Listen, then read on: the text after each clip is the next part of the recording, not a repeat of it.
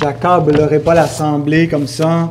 C'est surtout qu'on mange des hot dogs après, puis on parle du jeûne. Mais là, j'étais trop inspiré. Hier, j'avais 2 points. Et puis là, mes 2 points, j'aurais pu parler très, très, très vite, puis faire un message d'à peu près 55 minutes. Mais là, finalement, je vais vous faire 2 messages de 55 minutes.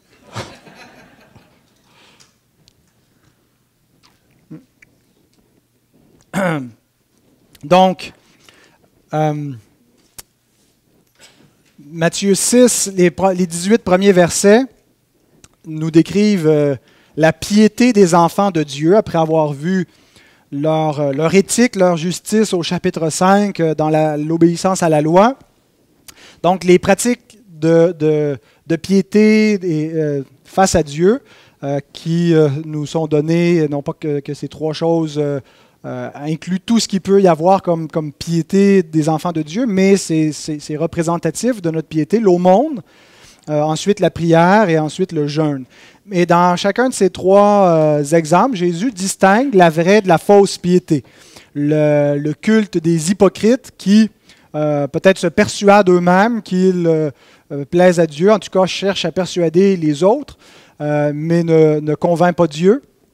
Ils ont une fausse piété, et la vraie piété des enfants de Dieu qui ne cherchent pas le regard des hommes, mais le regard de Dieu. C'est bien placé que le jeûne vienne après avoir vu la prière, parce que je pense que le jeûne accompagne la prière. Il n'est pas une pratique qui se fait comme en soi. Le jeûne, c'est une pratique de piété, mais qui se marie avec la prière, qui va de pair avec la prière. Donc, on continue après avoir vu comment prier. La prière spéciale, on pourrait dire, la prière pour des occasions particulières, soutenue par le jeûne. Alors, c'est ce qu'on va voir. On est en plein Ramadan, ça ne nous concerne pas tant que ça, mais les musulmans jeûnent. Il y a quelques mois, c'était le carême. Les catholiques jeûnent. Nous, les protestants, on fête. On a une certaine perplexité, n'est-ce pas, avec le jeûne. En fait, depuis la réforme protestante, les réformateurs ne savaient pas trop quoi faire avec, entre autres, le carême. On voit que c'était un jeûne qui pouvait avoir des bienfaits qui montraient un renoncement à soi-même, une préparation pour la Pâque, mais pour Pâques, plutôt, la Pâque, c'est juif, Pâques, c'est chrétien. Mais dans l'idée du carême, il y a vraiment l'idée qu'on se rend plus saint, qu'on se rend plus digne, qu'on mérite de participer au repas pascal et ainsi de suite. Donc, ça allait vraiment de pair avec l'ascétisme qu'on retrouve dans le catholicisme romain, le salut par les œuvres. Et donc, les réformateurs ont voulu faire un peu contrepoids à ces pratiques-là. Luther, après avoir longtemps dans sa vie, quand il était moine, pratiqué des formes d'ascétisme, des veilles prolongées, des jeûnes prolongés, mortifier sa chair, là, mais vraiment en se fouettant, en se faisant du mal, et a réalisé que tout ça était vain, que ça ne contribuait pas à la sainteté, que ça contribuait davantage à nourrir la chair, l'aspect charnel de la fausse piété. Et donc, Luther est devenu réellement un bon vivant quand il a été converti à la grâce de Dieu. Même, on dit qu'il avait fait déplacer la messe luthérienne un peu plus tard, le dimanche, parce qu'il fêtait trop le samedi. Je pense que c'est ça que je devrais faire. Donc, dans la culture protestante, il y a réellement davantage une culture de fête, parce que c'est le trésor de la grâce, la joie de la grâce. On n'est pas et que le jeûne était davantage associé à des pratiques de l'Ancien Testament, à l'attente du Messie. Mais maintenant, l'époux est venu, on se prépare pour les noces, et donc les réformateurs n'ont pas dit que le jeûne n'a aucune place. Ils respectaient effectivement les écrits, surtout même qu'il y en a dans le Nouveau Testament, on va en voir un ce matin, qui nous parle de cela. Il ne condamnait pas la pratique du jeûne, mais il voulait faire contrepoids donc à des abus, à mauvaises pratiques du jeûne. Et c'est un danger qui nous guette, parfois, de tomber dans une piété ascétique où il n'y a plus de place pour la joie, on se sent coupable de se réjouir, de manger, de fêter. Et je pense qu'il y a réellement une bonne façon de manger, de boire à la gloire de Dieu. D'ailleurs, l'Écriture nous le dit, hein, soit que nous mangions, que nous buvions, que nous fassions toutes choses à la gloire de Dieu, sans être en scandale à qui que ce soit. Mais ce n'est pas un péché de lever son verre et de boire à la gloire de Dieu. En même temps que je pense qu'on ne devrait pas toujours être en mode fête, on devrait être en mode parfois contrition. Et le jeûne a sa place, et c'est ce que nous allons voir. Donc, espérons qu'on ne sera pas aussi perplexe face à la pratique du jeûne. Peut-être que ce n'est pas tous, chacun d'entre nous qui sommes perplexes par rapport à cette pratique. Mais il me semble que ce n'est pas quelque chose qui est extrêmement répandu, et c'est plutôt caché, privé. Il n'y a pas de... on va convoquer des réunions de prière, mais on ne proclame pas nécessairement des journées de jeûne pour l'Église. Et donc, prenons un temps pour méditer à ce que ça veut dire, et peut-être est-ce qu'on pourra inclure ça dans notre piété devant Dieu. J'invite à vous lever pour la lecture des Écritures, Matthieu 6, 16 à 18. Voici la parole inspirée et infaillible de notre Dieu. Lorsque vous jeûnez, ne prenez pas un air triste comme les hypocrites qui se rendent le visage tout défait pour montrer aux hommes qu'ils jeûnent. Je vous le dis, en vérité, ils reçoivent leur récompense. Mais quand tu jeûnes, parfume ta tête et lave ton visage, afin de ne pas montrer aux hommes que tu jeûnes, mais à ton Père qui est là dans le lieu secret. Et ton Père qui voit dans le secret te le rendra. Prions. Notre Père, nous voulons que notre culte ce matin soit devant toi, devant ta face. Ce n'est pas la face des hommes, ce n'est pas le regard des hommes que nous recherchons, mais c'est le tien. Parce que la vraie piété, Seigneur, consiste à être en communion avec toi, à être vu de toi et entendu de toi. Et tu nous donnes différents moyens pour te servir par l'aumône, par la prière et par le jeûne. Et Seigneur, comme nous l'avons dit en introduction, c'est une pratique qui nous est peu commune, peu familière pour beaucoup d'entre nous. Nous te prions que par ta parole, tu nous éclaires et que tu nous amènes à être davantage en conformité à ta volonté, à avoir une piété plus vibrante, plus intense. Et Seigneur, si le jeûne peut nous aider à nous rapprocher de toi, aide-nous à le mettre en pratique dans notre vie. Éclaire nos pensées, bénis ta parole alors qu'elle est proclamée. Sois avec chacun de nous, aide les enfants à écouter, donne-leur une oreille attentive et des cœurs pour comprendre la vérité. Et c'est dans le nom de Jésus-Christ que nous t'implorons ces choses. Amen. Donc, pouvez-vous vous rasseoir?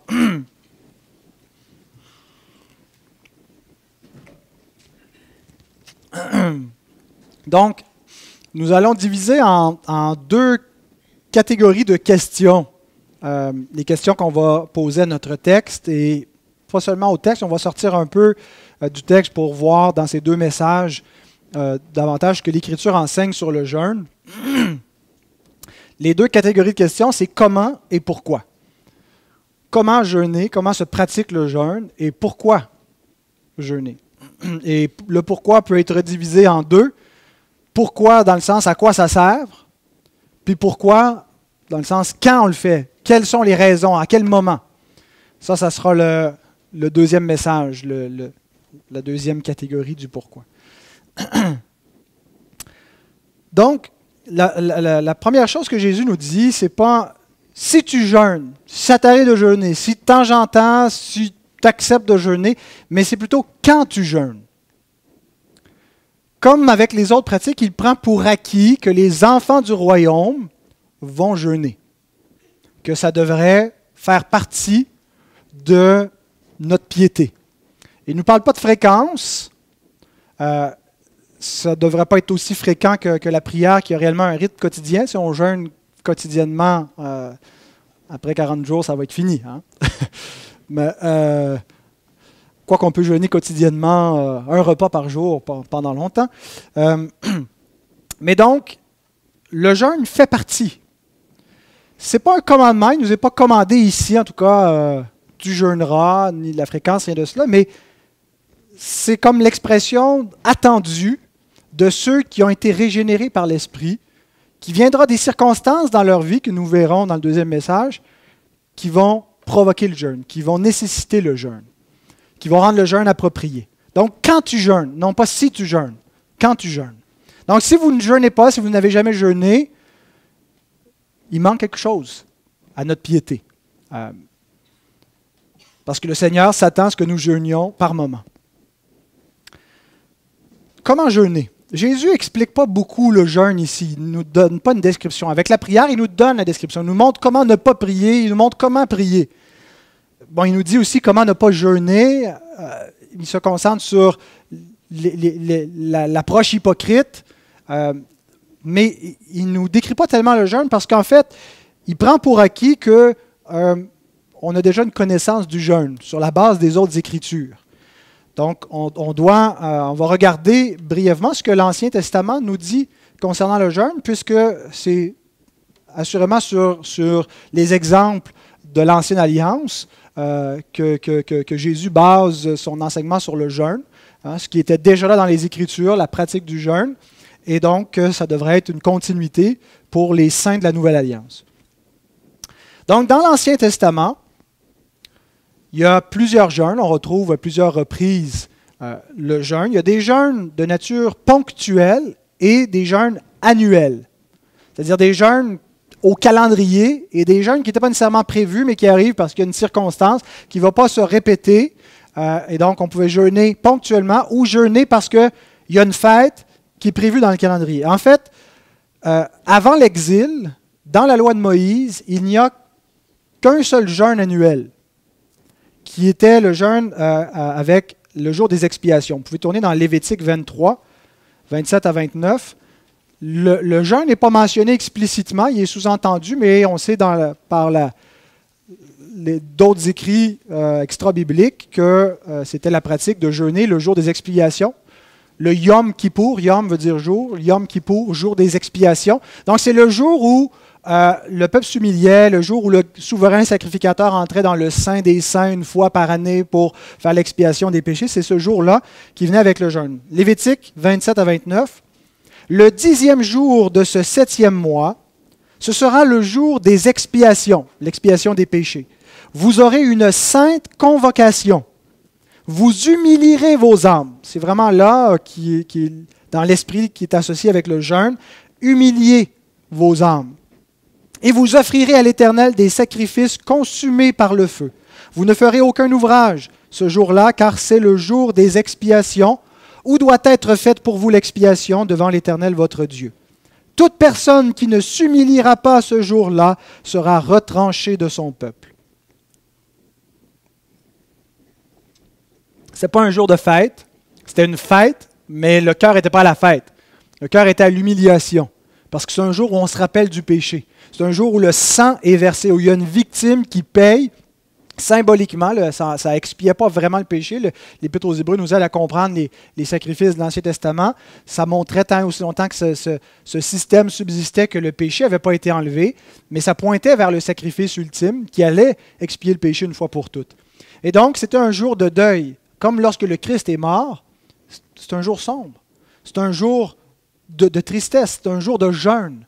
C'est un jour d'humiliation. Et donc, c'était le seul jeûne national qui était dans le calendrier d'Israël. Après l'exil, il y a eu d'autres jeûnes qui se sont ajoutés. On voit dans Zacharie, un prophète post-exilique, 8, verset 19, donc après le retour de la déportation. « Ainsi parle l'Éternel des armées. Le jeûne du 4e mois, le jeûne du 5e mois, le jeûne du 7e et le jeûne du 10e se changeront pour la maison de Juda en jour d'allégresse et de joie, en fête de réjouissance. » Donc, il y avait au moins 4 autres jours dans le calendrier des Juifs après l'exil où on observait à différents mois un jeûne. Et ce qui est prophétisé par Zacharie, c'est que ces jours de deuil vont devenir des jours d'allégresse. Le jeûne, donc, était un jour de tristesse. Ce n'était pas un jour de réjouissance, c'était un jour d'humiliation. Et ce qui est annoncé, toutes les promesses sont oui et amen en Jésus-Christ. Ce n'est c'est des promesses eschatologiques qui concernaient la rédemption du peuple, l'accomplissement du salut par le Fils de Dieu. Et donc, les jours de joie sont venus par l'œuvre de notre Seigneur, ou donc le deuil qui était dans l'Ancienne Alliance. Et l'Ancienne Alliance, c'est vraiment quelque chose davantage sombre en elle-même. C'est le ministère de la condamnation. C'est comme ça que Paul l'appelle en 2 Corinthiens 3 ou 1 Corinthiens 3. Je me mélange toujours entre les deux.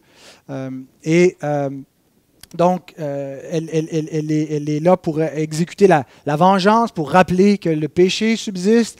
Elle n'offre pas l'Ancienne Alliance le pardon des péchés, le salut. Elle promet au travers de ce qu'elle préfigure, elle laisse entrevoir la nouvelle alliance, mais elle ne l'accomplit pas elle-même.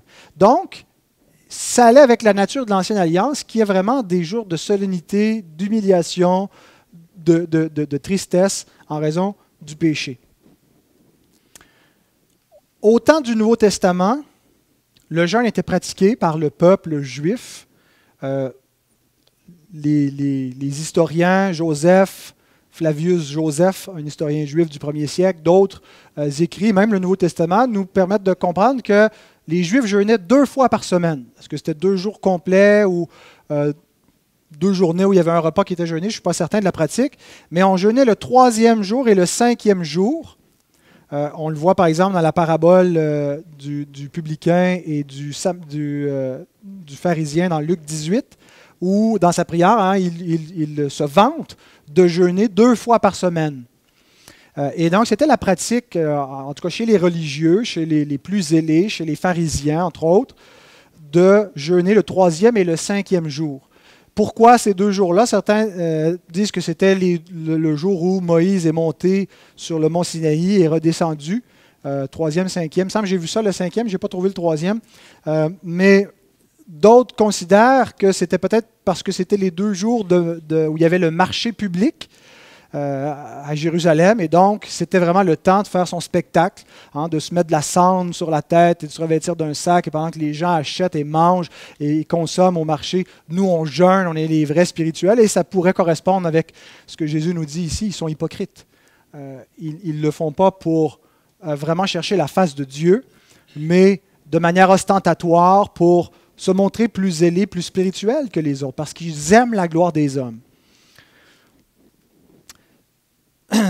En plus donc des jeûnes programmés dans l'Ancienne Alliance, on retrouve des jeûnes ponctuels. Des jeûnes donc qui arrivent parce qu'un événement particulier se présente. Par exemple, lorsque le peuple juif est menacé d'extermination dans le livre d'Esther, l'histoire de Mardoché et Esther. Donc, ils ont des ennemis.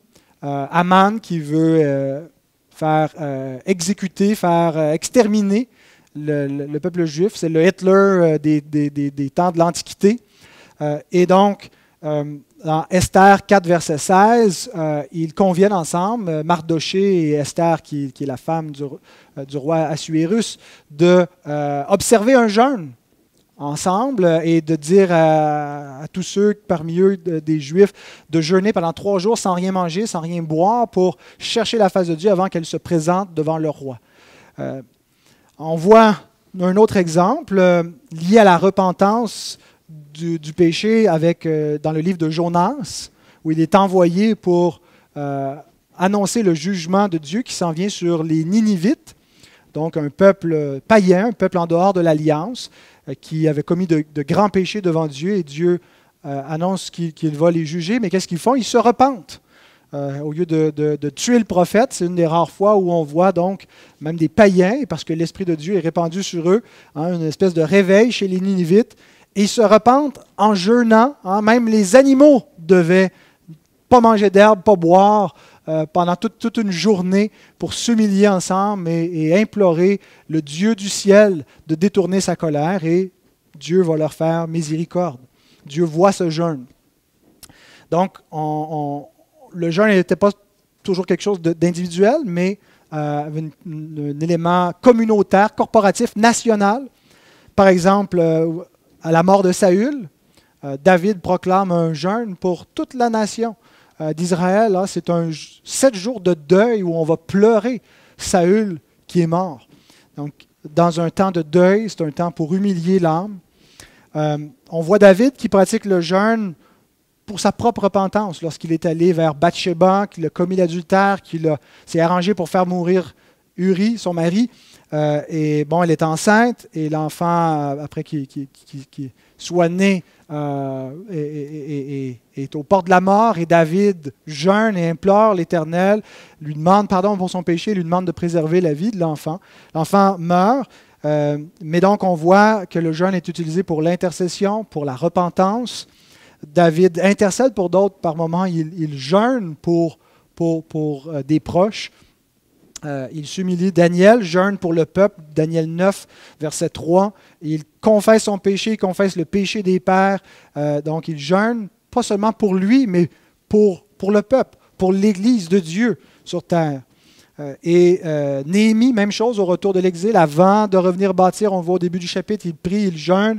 Au chapitre 9, il proclame un jeûne pour tout le peuple, pour relancer la nation sur des bases solides et garder la loi, ne pas faire comme le peuple qui s'était rebellé et retourné en exil. Et finalement, on voit l'attente messianique dans le début du Nouveau Testament. On est un petit peu encore sous le régime de l'Ancienne Alliance. Anne et Siméon qui nous sont présentés comme des gens pieux qui priaient, et il nous est dit d'Anne en particulier qu'elle jeûnait, qu'elle priait sans cesse dans le temple, et donc Dieu leur révèle son salut, le Messie. Donc c'est les occurrences où on voit donc la pratique du jeûne. Maintenant, comment se pratique le jeûne? Qu'est-ce qu'on fait quand on jeûne? En fait, on ne fait pas quelque chose, on arrête de faire quelque chose, c'est une privation. Le jeûne consiste à se priver de nourriture, parfois d'eau, et les degrés peuvent être variés. On peut jeûner un repas, on peut jeûner une journée complète. Jeûner, généralement, c'est de 1 à 3 jours, les jeûnes dans les Écritures, mais il y a des jeûnes plus longs, jusqu'à 40 jours parfois, mais qui peuvent avoir une nature miraculeuse, surtout dans le cas de Moïse où il n'a ni bu ni mangé. On peut peut-être survivre sans manger pendant 40 jours, mais certainement pas sans boire. Il y a sûrement quelque chose de miraculeux, de même pour le Fils de Dieu. Il ne nous est pas dit s'il n'a pas bu, mais en tout cas, il n'a pas mangé pendant 40 jours, 40 nuits, puis il eut faim. Donc, la durée peut être variée. La méthode aussi peut être variée. Un jeûne peut être à alternance. Quelqu'un pourrait jeûner par une période prolongée pendant une semaine en prenant un seul repas par jour pour persévérer dans le jeûne, dans la prière pendant une semaine. Peut alterner, manger une journée, ne pas manger l'autre journée. Il y a différentes façons de jeûner. Généralement, donc, c'est un jeûne de nourriture, mais qui va s'accompagner aussi de d'autres privations, de d'autres plaisirs. Paul va dire, ne vous privez pas l'un de l'autre en parlant aux époux, si ce n'est d'un commun accord, afin de vaquer à la prière. Je ne pense pas que c'est je pense qu'en fait, le jeûne de la sexualité dans le mariage accompagnait le jeûne de la nourriture pour vaquer à la prière. Dans un moment de jeûne, il n'est peut-être pas approprié justement il faut délaisser certaines activités, quoi. Mais quelqu'un pourrait dire, il y a des personnes qui ont des problèmes de santé, qui font du diabète, pour qui c'est peut-être pas sage de jeûner complètement, et donc qui vont organiser leur jeûne différemment. Un jeûne de télévision, un jeûne de toutes sortes d'affaires. Donc, humilier son âme, se priver. D'ailleurs, le carême, ce n'est pas un jeûne complet que font les chrétiens d'Orient et chrétiens catholiques romains. C'est de se priver de certaines choses. On ne prend pas de chocolat, on ne prend pas de café, on ne mange pas de viande. Et bon. Mais l'idée, c'est réellement de s'abstenir de quelque chose, et il faut que ça fasse mal un peu. Il faut venir titiller la chair, venir la frustrer, humilier notre âme. Le jeûne, toujours dans le comment, est associé à une cause. On ne jeûne pas pour jeûner. On jeûne avec un but. Je ne vais pas développer sur ça maintenant, mais on ne fait pas juste s'abstenir de quelque chose, il y a un but, on vise quelque chose. On jeûne pour une raison. Et ça sera ça le deuxième message. Pourquoi jeûner? Quelles sont les raisons, les causes? Quand est-ce qu'on jeûne? Donc, comme on l'a vu dans les exemples de l'Ancien Testament, le jeûne peut être communautaire ou individuel. Vous pouvez jeûner en couple, en famille, dans des situations qui impliquent l'ensemble de l'Église. L'Église pourrait demander à ceux qui sont volontaires de le faire de se joindre dans l'observation d'un jeûne pour une période donnée. Ce n'est pas quelque chose qu'on a l'habitude de faire, mais je pense qu'on devrait apprendre lorsque c'est nécessaire. Ce n'est pas non plus nécessairement quelque chose qui va revenir à tous les mois ni toutes les années, mais il y a des temps où l'Église pourrait observer un jeûne. Il y a des raisons pour cela. Des jeûnes nationaux. Je pense qu'après la guerre civile aux États-Unis, le président Lincoln avait proclamé un jour de deuil, de jeûne pour l'ensemble de la nation. Aujourd'hui, ça paraît très mal, on ne verrait plus tellement, mais l'Église peut certainement jeûner pour la nation, pour le péché de notre génération. Nous verrons cela aussi dans le prochain message. Mais donc, Jésus ici s'adresse surtout aux jeûnes individuels. Quand tu jeûnes, quoique au début, il a dit « lorsque vous jeûnez », et ensuite, il dit ça au verset 16, « lorsque vous jeûnez », puis au verset 17, « mais quand tu jeûnes », donc il y a peut-être le jeûne commun et le jeûne individuel qui sont sous-entendus dans ce que Jésus nous dit, parce qu'il parle au vous, pas parce qu'il nous vous voit, mais parce qu'il inclut différentes personnes dans cette pratique qui peuvent le faire ensemble. Alors, voilà. Il n'est pas prescrit, il n'y a plus de fête dans le Nouveau Testament. Il y a une seule fête dans le Nouveau Testament, c'est le jour du Seigneur. Noël, Pâques, l'Action de grâce, ce ne sont pas des fêtes bibliques, c'est des fêtes de la tradition qui sont correctes, mais la seule vraie fête qui continue, c'est le sabbat, le jour du Seigneur. Mais on croit qu'on peut donc, sans le commander en liant la conscience, parfois inviter solennellement, notre confession, chapitre 22, paragraphe 5, parle de cela qu'il y a des temps où l'Église devrait proclamer des solennités de jeûne. Mais dans un cas comme dans l'autre, le jeûne doit être volontaire. S'il était obligatoire dans le jour des expiations, la plupart des jeûnes qu'on retrouve dans les Écritures, c'est une démarche volontaire. Et donc, on ne force pas, et ça va de soi, parce que la piété des enfants de Dieu, elle émane d'un cœur régénéré. Et donc, l'enfant de Dieu va vouloir le faire pour les raisons qui lui sont associées. Et finalement, toujours dans le comment, il est possible de développer, on a parlé du jeûne ponctuel, donc il arrive quelque chose, il y a un événement, mais la pratique régulière du jeûne, que ça fasse partie des habitudes alimentaires et que une fois par semaine ou même dans les repas, il y en a je connais des gens qui ne prennent qu'un repas par jour, tout le temps. Je ne dis pas que c'est la chose à faire. Celui qui ne mange pas, c'est pour le Seigneur qui ne mange pas. Celui qui mange, c'est pour le Seigneur qui le mange. Mais donc, le jeûne peut être très ponctuel, mais peut devenir aussi quelque chose qui est une habitude, qui est dans l'agenda, qui fait partie de nos habitudes de vie. Une fois par mois, une fois par trimestre, mais de dire il faut que ça revienne régulièrement. Ça, c'était les remarques générales dans le comment pratiquer le jeûne. Mais Jésus ici nous donne une remarque spécifique. Relisons les versets 16 à 18. « Lorsque vous jeûnez, ne prenez pas un air triste. » Il nous donne donc quelque chose de bien spécifique dans l'observation du jeûne. « Ne prenez pas un air triste comme les hypocrites qui se rendent le visage tout défait.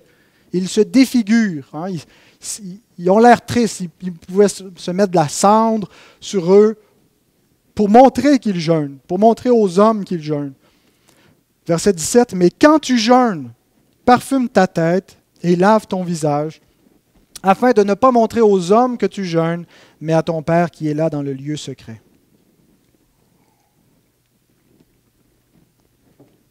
Encore une fois, c'est un peu comme la prière. Ça ne dérange pas qu'il y ait des gens qui nous voient prier. L'idée, c'est est-ce qu'on prie pour les autres ou pour chercher la face de Dieu. Ça ne dérange pas que des gens sachent que l'on jeûne, mais est-ce qu'on a une attitude ostentatoire? Est-ce qu'on veut que les autres le sachent? Ça, c'est un problème. Donc, ce n'est pas de le cacher à tout prix, puis si quelqu'un le sait, ah, là, mon jeûne ne vaut plus rien. Donc, Jésus commence par nous parler du jeûne des hypocrites, qui est coram mundus, devant les hommes, devant le monde. Donc, ils se donnaient en spectacle. Certains, peut-être, pouvaient être moins ostentatoires dans leur façon de jeûner, mais toujours être en proie au même danger du jeûne charnel, du jeûne qui n'a pas beaucoup de valeur devant Dieu. Donc, sans nécessairement se donner en spectacle, il y a des gens qui sont plus réservés. Je pense qu'on retrouve dans la tradition chrétienne beaucoup de jeûnes charnels. Je dis la grande tradition chrétienne, là, j'ai inclus le catholicisme là-dedans. Tournez dans Colossiens 2. On a une mise en garde importante de l'apôtre Paul à partir du verset 16. On ne lira pas au complet, mais de 16 à 23.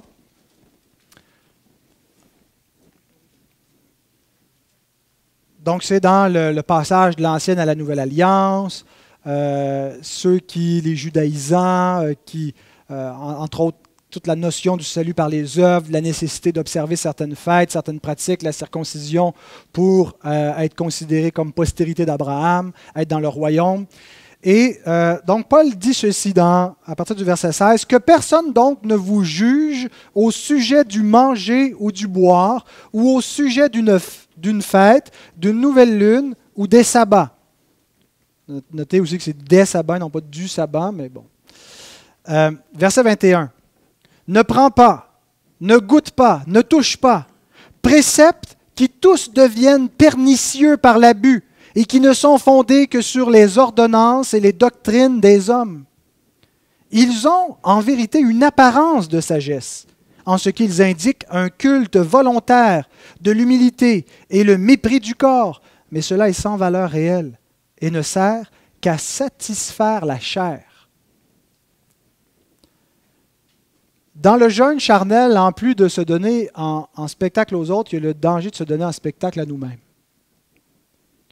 De développer ces tendances de la chair dans l'ascétisme, qui a l'apparence de la vraie piété, mais qui a les mauvaises motivations et qui, par conséquent, non seulement est vain, inutile, mais nuisible, toxique. C'est là-dedans que Luther avait sombré avant sa conversion. Dans cette ascèse, cette torture de la chair, qui croyait qu'à force de le faire, il deviendrait plus saint, qu'il libérait l'âme, un petit peu comme les gnostiques. Hein, les gnostiques qui croyaient que la chair est mauvaise, l'esprit est pur, et donc pour libérer notre esprit, il faut réellement mortifier, humilier la chair. Et il y a cette notion-là qui rentre dans le christianisme, parce qu'on tord le sens des épîtres de Paul, où on donne à la chair un sens qu'elle n'a pas, puis on l'associe au corps, c'est comme si le corps est mauvais. Mais le corps est bon. Dieu a créé le corps, les aliments sont bons. L'un et l'autre sont pour la gloire de Dieu. Et donc, ça ne nous rend pas plus saints. Un aliment ne nous rapproche pas de Dieu, ne nous éloigne pas de Dieu. On n'a rien de plus si on mange, puis on n'a rien de moins, ou de plus aussi si on ne mange pas. Paul décrit certaines pratiques, donc, de piété qui ne contribuent qu'à la satisfaction de la chair. Qu'est-ce qu'il veut dire par là? Des pratiques superstitieuses.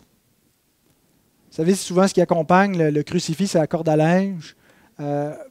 Mais il y a d'autres superstitions qui vont aussi avec la prière. Hein. On va dire temps de prière et on va pratiquer un jeûne de telle manière et on croit qu'on va manipuler la divinité, qu'on va forcer Dieu à nous obéir. Alors, on ne se le dit pas aussi consciemment que ça, mais il y a cette croyance superstitieuse qui ne comprend rien à la vraie piété, qui ne comprend rien au fonctionnement de la prière ni au fonctionnement du jeûne.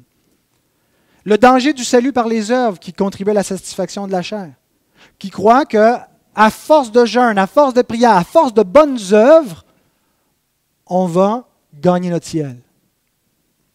Votre enseigne de religion, vous enseignez cela, n'est-ce pas? Qui contribue à la satisfaction de la chair en nourrissant notre orgueil spirituel. Donc, on ne le fait pas pour les autres parce que c'est trop évident, hein, on est plus subtil que ça, faire se donner en spectacle, mais on se donne en spectacle en nous-mêmes en nourrissant notre orgueil. Comme le pharisien qui prie dans le temple debout et qui dit « Je te loue, ô Dieu, que je ne suis pas comme le reste des hommes. » Je les regarde aller, là. Pas fort. Pas une piété bien intense. Moi, je jeûne. Puis je prie. Puis je le fais en secret, pas pour les autres. Et donc, on nourrit notre orgueil parfois par la piété. Ça, c'est le jeûne des hypocrites. Jésus nous met en garde. John Wesley nous dit ceci: le jeûne est seulement une façon que Dieu a ordonnée pour s'attendre à sa bonté imméritée et par laquelle, sans aucun mérite de notre part, il a librement promis de nous donner sa bénédiction. C'est un moyen pour s'attendre à sa bonté, un moyen pour s'attendre à sa grâce, un moyen de grâce. Jésus nous dit comment jeûner, toujours dans les indications spécifiques. Le jeûne des enfants de Dieu, ce qu'ils cherchent, c'est Dieu. Ils ne se concentrent pas sur le jeûne. Quand on jeûne, on a constamment l'estomac qui nous rappelle qu'il y a quelque chose qui n'est pas comme d'habitude. Il y a un inconfort. Et chaque fois que ça nous rappelle, ce n'est pas la nourriture qu'on doit penser. Ça doit nous amener à tourner encore nos pensées vers Dieu. À nous amener à être plus concentrés à la prière. Parce que le confort nous rend un peu indifférents, nous rend mous, nous rend tièdes. Si on prie, là, je ne sais pas, tout bien emmitouflé dans nos chaises, on tombe endormi. Mais quand tu pries au froid, sur tes genoux, ça ne va pas faire ta prière plus efficace, ça va faire que tu vas rester réveillé puis tu vas prier peut-être avec plus d'intensité. Ce n'est pas la position. Alors le jeûne a un peu cette fonction-là, entre autres, de nous humilier davantage et nous amener à chercher Dieu avec plus d'ardeur, plus d'intensité. Lorsque Jésus dit « parfume ta tête et lave ton visage », certains ont vu ça comme il faut faire un extra, il faut cacher qu'on jeûne, mais en fait, là, il y aurait le danger de tomber dans le piège inverse. Qu'est-ce qui se passe à lui? Il est parfumé, il est oint d'huile, pour moi, il doit jeûner. En fait, parfume ta tête, lave ton visage, c'est les soins normaux. C'est l'hygiène ordinaire, quotidienne, où avant de sortir de chez nous, on se coiffe un peu, on se brosse les dents, on fait quelque chose. Alors, si on mettait ça de manière moderne, ça serait un peu la même chose. Fais rien d'extraordinaire. Oui, c'est quelque chose d'extraordinaire, ce n'est pas la norme habituelle du quotidien de jeûner, mais fais rien pour le laisser paraître. Continue ta vie et concentre-toi sur Dieu dans ton quotidien. Continue, va travailler, fais ce que tu as à faire, mais consacre-toi et concentre-toi sur Dieu. Donc ça, c'est les indications spécifiques que Jésus nous donne pour savoir bien pratiquer le jeûne. Maintenant, pourquoi jeûner? Alors, comme je l'ai dit tantôt, cette question-là peut être divisée en deux. Il y a d'abord, à quoi ça sert de jeûner? Et pourquoi jeûner? À quel moment jeûner? Quelles sont les raisons qui devraient nous amener à jeûner? Donc, on va terminer seulement en voyant à quoi sert le jeûne. Et la deuxième partie du pourquoi sera dans le deuxième message. À quoi sert le jeûne? Il y a plusieurs vertus physiques et même économiques au jeûne. Je ne suis pas un spécialiste, je ne suis pas un médecin, mais certains considèrent, peut-être qu'ils exagèrent, mais qu'on traite des maladies par le jeûne, des cancers, que le corps, une fois privé, je ne dis pas que mettez-vous à jeûner, oubliez les vrais traitements, ce n'est pas un conseil médical que je vous donne, mais qu'il y a des fonctions auto-immunes dans le corps, et quand notre corps n'est pas toujours en train, dans notre métabolisme, en train de travailler pour digérer, il se met à autre chose et à se réparer, entre autres. On soigne des dépressions par le jeûne, il y a des cures par le jeûne. Il y a certainement des bénéfices économiques, à la fois financiers, quand on mange moins, ça coûte moins cher, mais aussi économiques du point de vue du temps.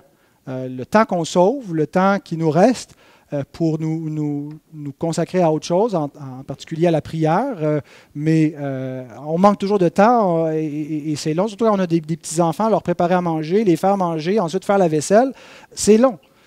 Et donc, le jeûne est une économie. Mais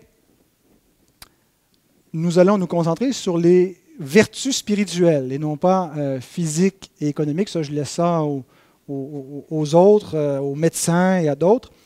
Mais quand même, j'ai trouvé cette citation d'Athanase. Vous savez, Athanase, c'était le champion de l'orthodoxie qui a combattu l'arianisme, l'hérésie donc qui disait que Jésus n'était pas Dieu. Et il dit ceci concernant le jeûne. Athanase d'Alexandrie, le jeûne guérit les malades, il dessèche tout écoulement, il repousse les démons et expulse les pensées malsaines. Il rend l'esprit plus clair et purifie le cœur. Il sanctifie le corps et transporte l'homme sur le trône de Dieu. Le jeûne est une grande force.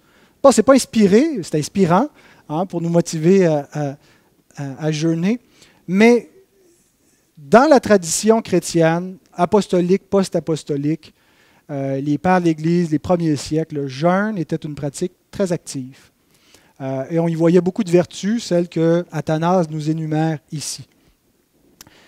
Et il y a un changement dans la tradition chrétienne, et vous allez le voir surtout dans le prochain message, avec l'esprit du jeûne.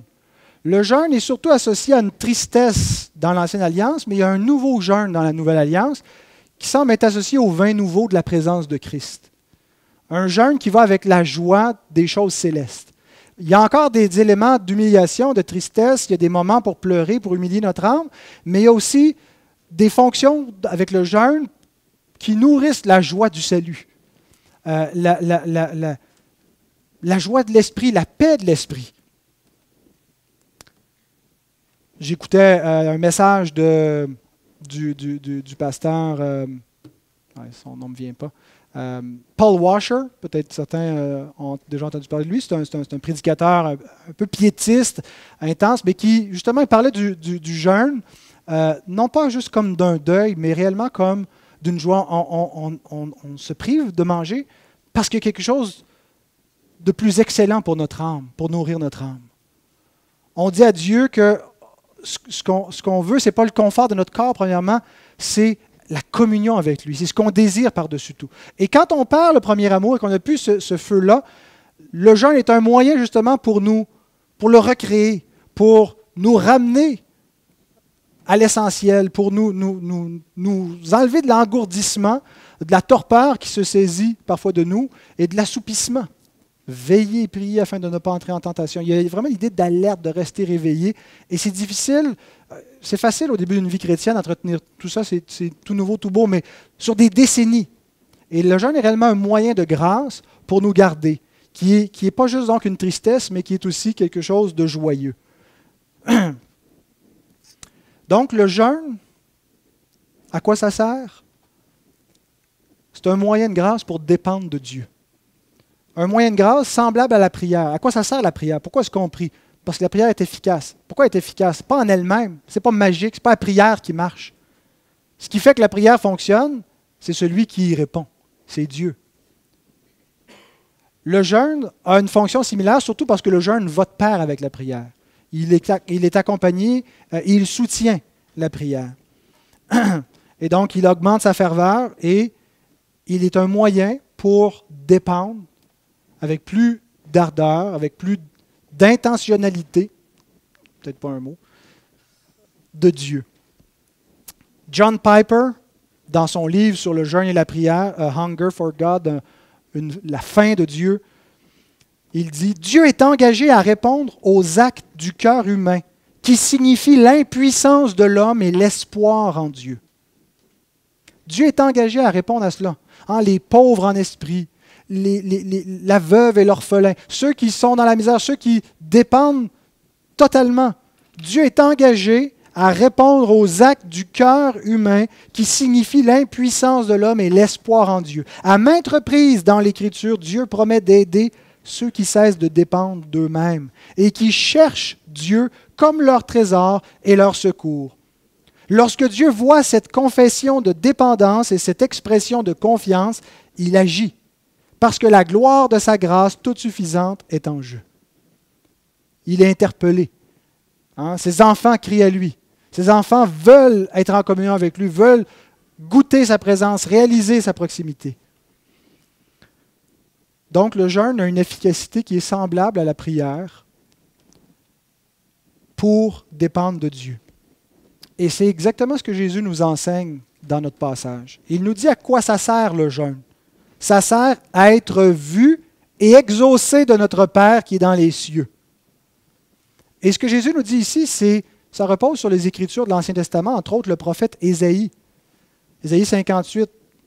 Il commence le prophète en disant, il cite le peuple qui dit « À quoi ça sert de jeûner? Tu n'y as pas égard, on s'humilie, puis il ne se passe rien, ça ne marche pas ça. » Et il leur montre que vous ne jeûnez pas de la bonne façon, puis quand vous jeûnez, vous péchez, vous êtes irrité, vous n'avez pas une attitude de piété, d'humilité pour chercher la face de Dieu. Et il dit au verset 4, « Vous ne jeûnez pas comme le veut ce jour, pour que votre voix soit entendue en haut. » C'est ce qu'Athanase voulait dire lorsque le jeûne transporte l'homme sur le trône de Dieu.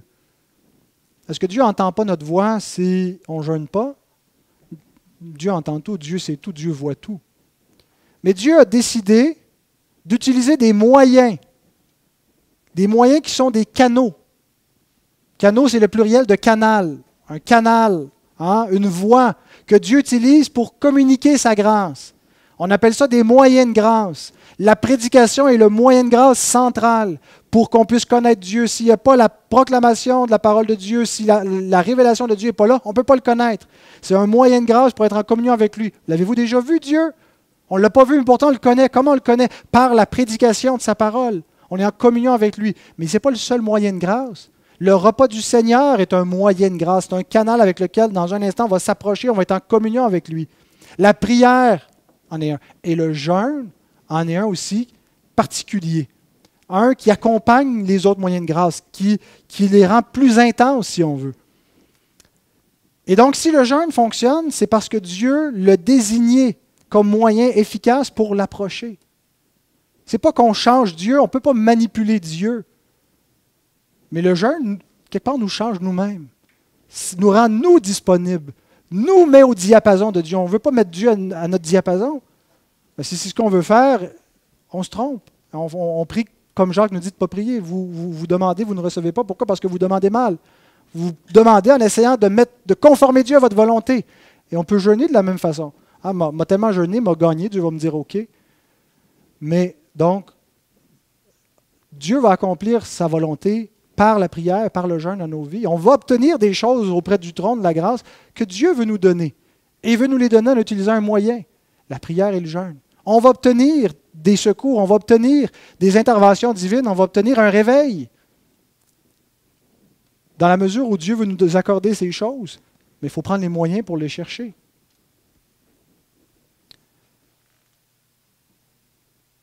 Psaume 51, 16, 17, je termine. « Si tu avais voulu des sacrifices, je t'en aurais offert, mais tu ne prends point plaisir aux holocaustes. Les sacrifices qui sont agréables à Dieu, c'est un esprit brisé. Ô Dieu, tu ne dédaignes pas un cœur brisé et contré. » Apprenons à offrir des sacrifices agréables à Dieu. Dieu veut nos cœurs. Dieu veut nos pensées. C'est le plus grand commandement. Tu aimeras le Seigneur ton Dieu de tout ton cœur, de toute ta pensée, de toute ton âme, de toute ta force. Ce n'est pas une exagération.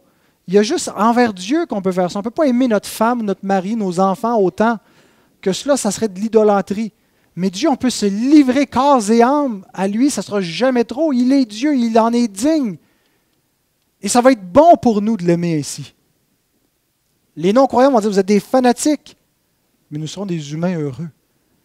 Des arbres verdoyants qui portent des fruits pour sa gloire. Et donc, pour cela, le jeûne est un moyen de s'offrir à Dieu, d'offrir un cœur brisé, contrit, une chair humiliée pour dépendre de lui. Donc, conclusion, Dieu nous a donné le jeûne comme moyen pour le chercher. Il nous est utile que dans la mesure où nous voulons chercher Dieu. Le jeûne ne sert à rien s'il n'est pas accompagné d'un cœur qui désire chercher Dieu, qui désire la face de Dieu. Ceux qui veulent plus de Dieu, ceux qui veulent goûter Dieu, ceux qui veulent vivre pour la gloire de Dieu, qui veulent expérimenter sa présence dans leur vie davantage, Dieu leur donne un moyen, il leur donne le jeûne. Il a promis de bénir ce moyen. Jérémie déclare ceci, « Vous me chercherez et vous me trouverez si vous me cherchez de tout votre cœur. » Ce n'est pas exclusivement le jeûne, mais je pense que de tout notre cœur inclut la pratique du jeûne. Alors, nous allons arrêter ici, que le Seigneur bénisse sa bonne parole, qu'elle puisse préparer nos cœurs pour le deuxième message où on va voir plus concrètement pourquoi et quand jeûner. On va passer maintenant à la table du Seigneur.